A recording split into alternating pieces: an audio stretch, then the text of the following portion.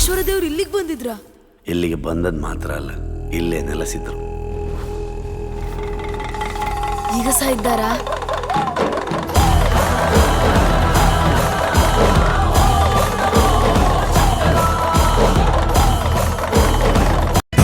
ಗೊತ್ತಿಲ್ಲ ಶಿವನೇ ಭಕ್ತಿದಾರಿಯು, ಗೊತ್ತಿಲ್ಲ ಶಿವನೇ ಭಕ್ತಿದಾರಿಯು, ಗೊತ್ತಿರುವುದು